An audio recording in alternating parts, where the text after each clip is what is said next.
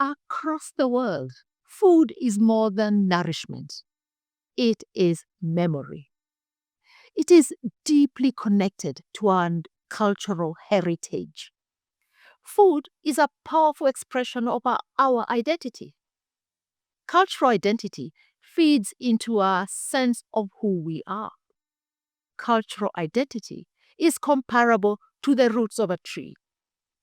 The roots are unseen, but they hold up the tree, ensuring its stability and growth. When you interrupt with the roots, you destabilize the tree.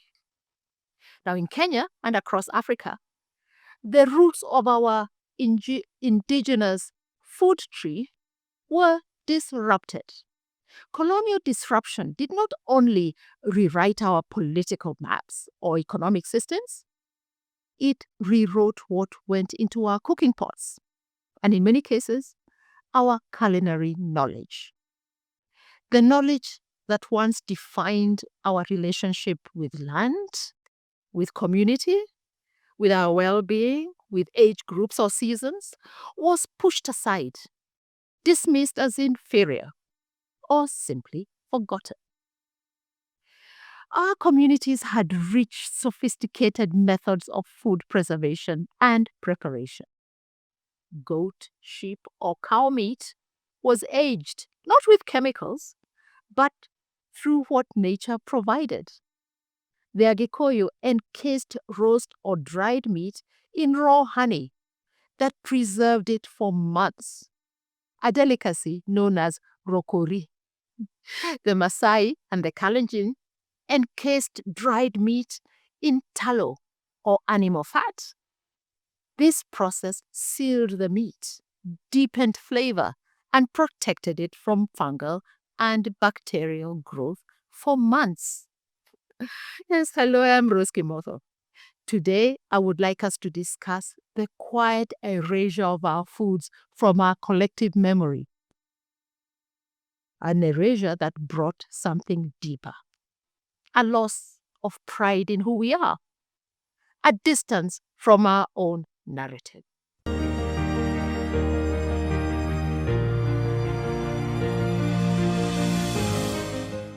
When you honor your food, you honor yourself. And when you preserve your cuisine, you preserve your culture. Brenda from the Luya community, Amarurano from the Kisi, Omusik from the Maasai and the Kalenjin, Rech from the Luo, Ideru from Meru and Embu, and Gerima from the Agikoyo. These foods weren't just meals, they were stories. They were rituals. They were symbols of who we were and how we lived.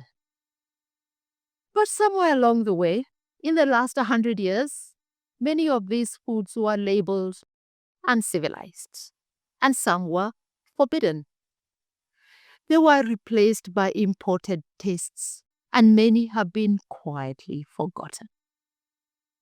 Terere, managu, kunde, osuga, chinsaga, all highly rich in iron, in calcium, magnesium, and potassium, were labeled weeds. They were uprooted and replaced by sukuma wiki and spinach. Pounded yam served to people of a certain age in order to prevent dementia was replaced by Irish potatoes. Bone broth enriched with the bark of a tree called mueria served to wazes or old men to prevent the enlargement of their prostate gland was replaced by chai. Grains like cowpeas and jahe were replaced by beans. Sorghum and millet were replaced by maize. The list goes on and on. Now, white maize, that is high in carbohydrates, was initially introduced as animal feed. But it also became fuel or sustenance for laborers who were required to work long hours on farms in the White Highlands. Now, the farmers who owned these farms in the Red Valley formed an association called the Wasingishu Growers Association, whose acronym is UNGA. Yes, as in unga ya ugali. Yeah. Let us contrast this with nations that never let go of their culinary heritage. The Ethiopians and the Italians guard their food traditions like national treasure. The Indians have carried their spices, their methods, their rituals across the entire world without apology. The Chinese have turned their cuisine into a global cultural ambassador. The Scots have elevated a dish like haggis, that is similar to the motura made by the Agikoyo, into a source of national identity and ceremony. These nations understand something profound. Culture is dynamic, yes, but loss is not the same as evolution. We have a heritage of bold flavors, ingenious techniques, and deep communal philosophies around food. Our traditional dishes are not relics, they are assets. They are cultural intelligence in edible form. They ground us. They remind us that we come from innovation, from abundance, from mastery, long before the world acknowledged us.